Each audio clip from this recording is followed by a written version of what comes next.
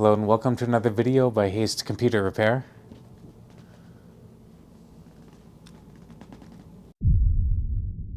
And today's budget PC is built into this Gamdius Aura PC case.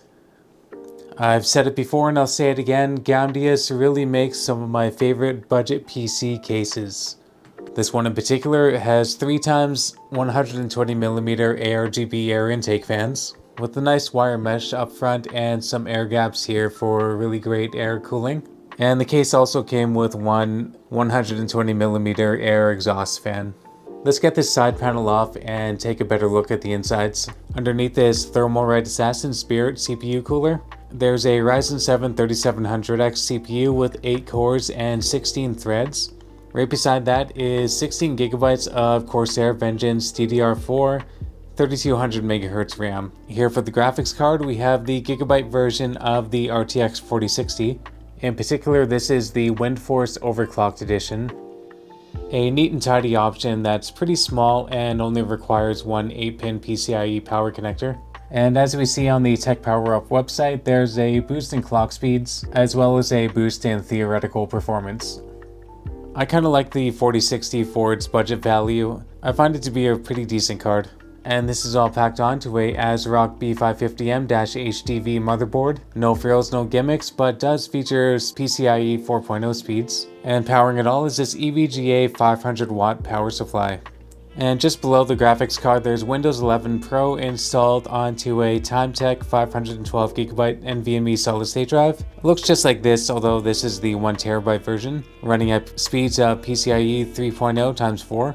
For extra storage, I threw in this Toshiba 320GB hard drive.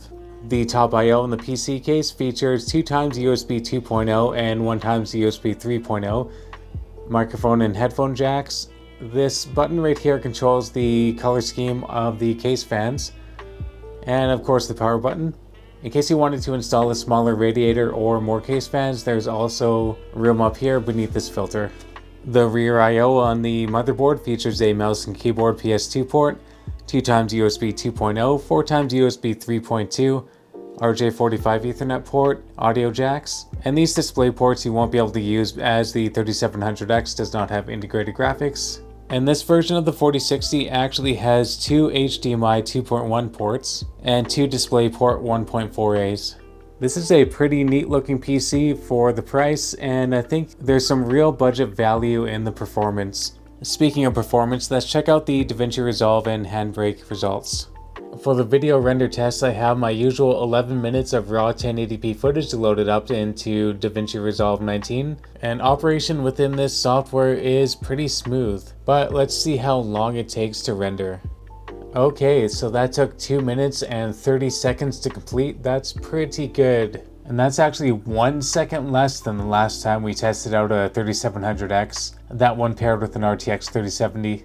And now on to testing out video encoding with Handbrake. There's 11 minutes of 1080p gaming footage here. And I've got it set to Creator 1080p 60 for the preset. And first we're going to be testing out pure CPU power. Let's see how long this one takes. Okay, looks like we're finishing up in 2 minutes and 49 seconds. And weirdly enough, that's also 1 second less than the last time we tested out the 3700. Now time to test out the GPU.